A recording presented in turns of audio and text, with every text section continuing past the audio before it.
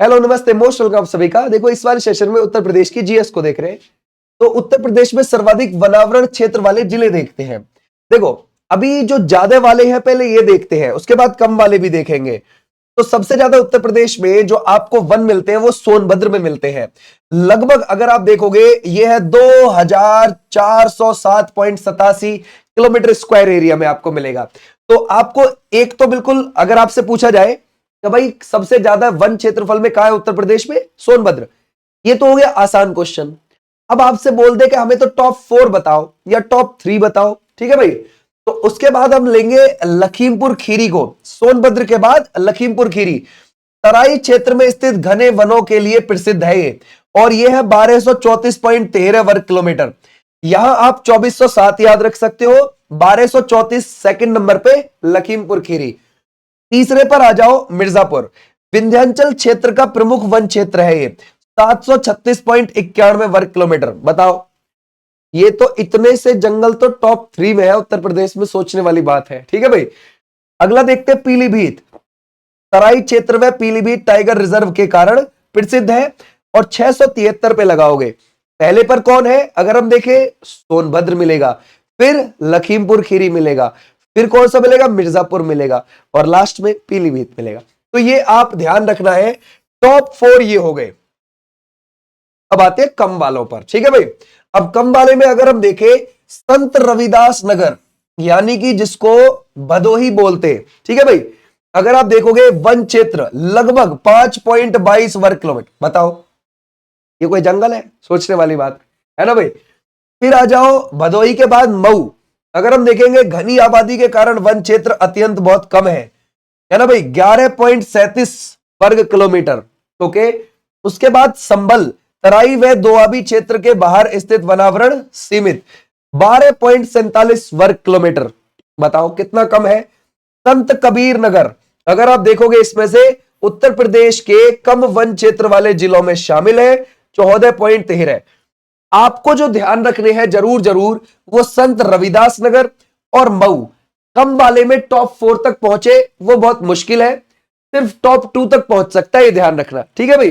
कम वाले में तो भदोही को याद रखोगे और मऊ को याद रखोगे। ओके, आ जाओ भाई, अब प्रतिशत में देखते हैं कि भाई कौन से जिले में ज्यादा प्रतिशत जंगल ही है। तो सोनभद्र आप देखते हो प्रतिशत में 34.87% पर मिल जाएगा।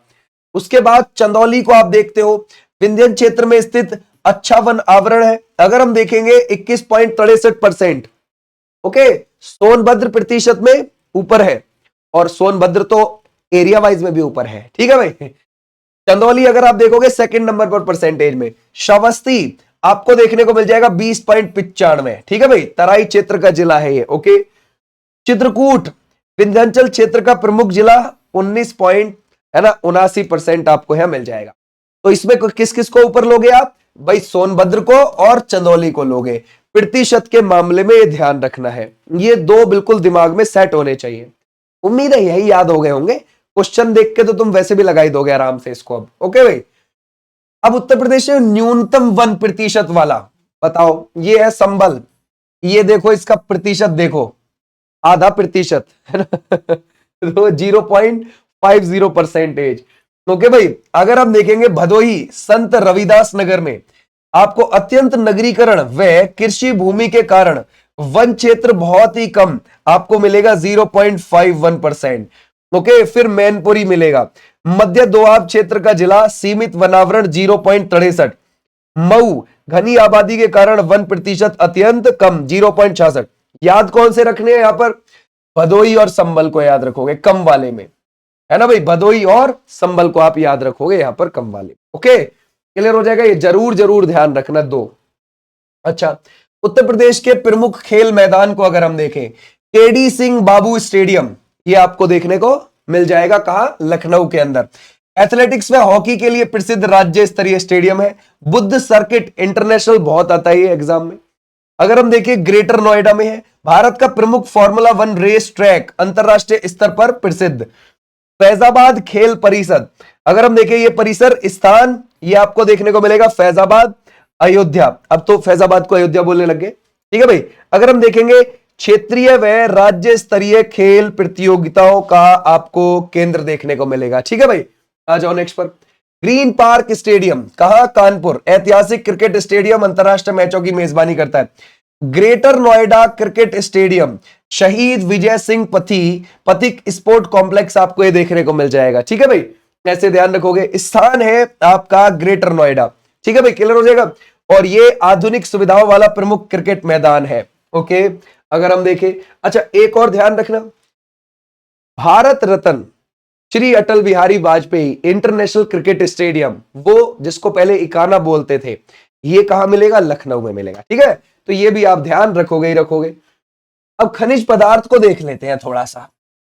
राज्य खनिज विकास निगम की स्थापना जो हुई है वो 1974 में हुई है। ठीक है भाई, और खनिज संसाधन, खनिज क्या होते हैं? जो खान से निकालते हैं वो खनिज हो गए, जो माइन से निकलते हैं वो मिनरल्स हो गए, मतलब खनिज। ठीक है भाई, ध्यान रखना, माइन मतलब खान होती है और माइनरल्स मींस उससे निकले हुए खनिज।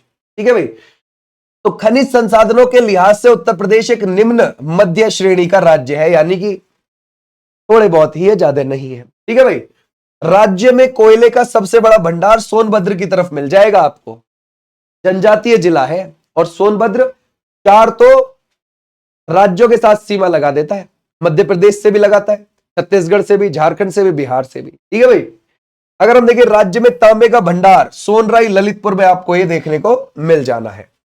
अब आगे देखते हैं परिवहन और संचार को, ये बहुत इंपॉर्टेंट चीज है, इसको आगे ढंग से देखना।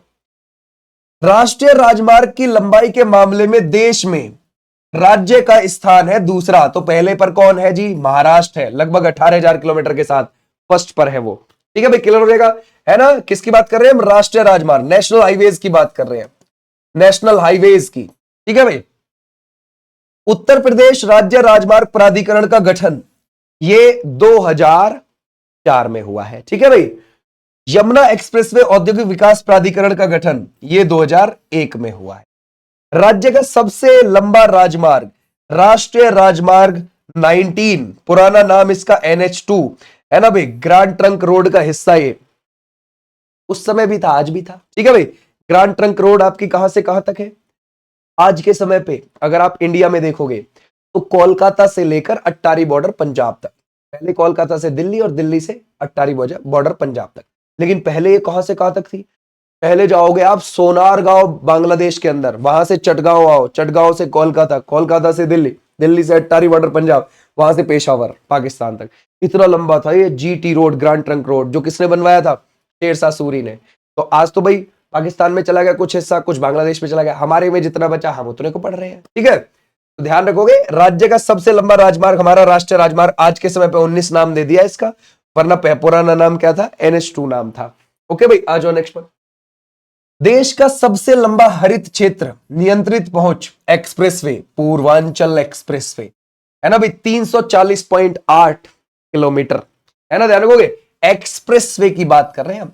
अब सबसे लंबा जो एक्सप्रेसवे बन रहा है जो 592 किलोमीटर का है, और ये आपको देखने को मिल जाएगा कहां से कहां तक?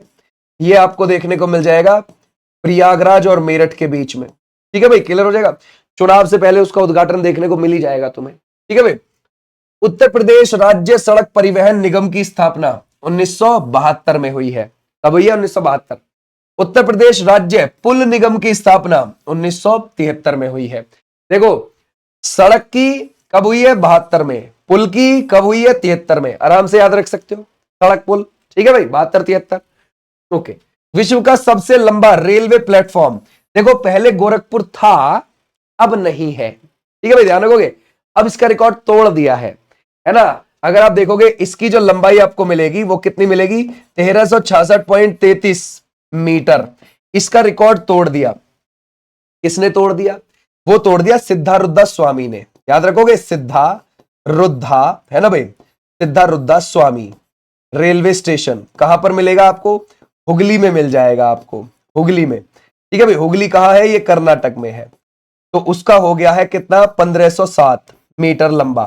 ठीक है भाई, तो वो हो गया है अब देश का सबसे लंबा, पूरी दुनिया का सबसे लंबा। ठीक है भाई, तो ध्यान रखोगे ये हो गया सबसे लंबा, अब इसका रिकॉर्ड तोड़ दिया। हाँ, उत्तर प्रदेश में आप इसको अब सबसे लंबा बोल सकते हो। तो विश्व का नहीं, यूपी का आप सबसे लंबा बोल सकते हो इसको, ठीक है भाई, गोरखपुर वाले को। Lucknow metro rail corporation limited का गठन 2013 में हो गया था, लेकिन चली जब नहीं थी, चलने की भी अभी देखेंगे, लेकिन अगर हमारी देखें 2013 में कॉर्पोरेशन बन गया था। ओके, लखनऊ मेट्रो का वाणिज्यिक परिचालन जो शुरू हो गया है ना भाई, वो 5 सितंबर 2017 में हो गया। अगर हम देखें रेल सुरक्षा आयोग मुख्यालय कहां पर है, लखनऊ में है। राज्य में पहली ट्रेन मार्च 1859 में चलाई गई थी प्रयागराज से कानपुर के बीच, ठीक है भाई। अगर हम देखें राज्य में कुल रेल नेटवर्क आपको मिलेगा 9167 किलोमीटर, देश में है पहला स्थान, सबसे ज्यादा यहीं पर मिलेगा आपको उत्तर प्रदेश में। उत्तर प्रदेश राज्य में बस परिवहन सेवाएं 15 मई 1947 को लखनऊ से बाराबंकी के बीच चली थी। पूर्वांचल एक्सप्रेसवे की अनुमानित लंबाई है 340.82 किलोमीटर। लखनऊ दूरदर्शन ने 27 नवंबर 1975 को कार्य करना शुरू किया। अयोध्या से जनकपुर नेपाल के बीच बस सेवा जो शुरू हुई है वो मई 2018 में शुरू हुई है, ठीक है भाई। आ जाओ नेक्स्ट पर। Para troopers training school Agra में आपको देखने को मिल जाएगा। आदित्य बिरला समूह ने निजी हवाई अड्डा विकसित किया, कहां, म्योरपुर सोनभद्र में, ठीक है भाई। अगर हम देखें भारत का पहला मल्टी मॉडल टर्मिनल बनकर तैयार किया गया, कहां पर किया गया, यह है रालूपुर वाराणसी के अंदर। ओके भाई, क्लियर हो जाएगा, रालूपुर वाराणसी के अंदर। Lucknow Akashvani all India radio की स्थापना राज्य में 2 अप्रैल 1938 को हुई है, ठीक है भाई, ध्यान रखोगे। भारत में पहली हवाई डाक सेवा इलाहाबाद से प्रयागराज से यानी कि नैनी के बीच, ठीक है भाई, प्रयागराज से नैनी के बीच कब शुरू हो गई थी, 1911 लिख सकते हो आप, ठीक है भाई, 1911। इंदिरा गांधी राष्ट्रीय उड़ान अकेडमी स्थित एक फुर्सतगंज अमेठी में आपको ये देखने को मिल जाएगी। ओके भाई, तो ये हमने यहां पर आज ये अपनी यूपी जीके को इसमें कवर किया। ओके, उम्मीद है तुम्हारी ये वाली चीज यहां तक हुई होगी, ठीक है भाई। हमारी ये वाली क्लास कितने बजे चल जाती है, लगभग 3 से 4 बजे के बीच में अपलोड कर दी जाती है क्लास। ओके, और ये यूपी जीके की क्लास है और यूपीएसआई वाले बच्चे इसको देख सकते हैं, ठीक है भाई। Thank you. इसकी जो आपको पीडीएफ मिल जाएगी वो आपको कहां मिलेगी, तो इसकी पीडीएफ आपको देखने को मिल जाएगी विनेश चौधरी है ना भाई ऐप पर, ठीक है, वहां से आप इसको डाउनलोड कर सकते हो बिंदास। ओके, टाटा बाय बाय, फिर मिलूंगा मैं आपको अगली क्लास में, तब तक के लिए नमस्कार।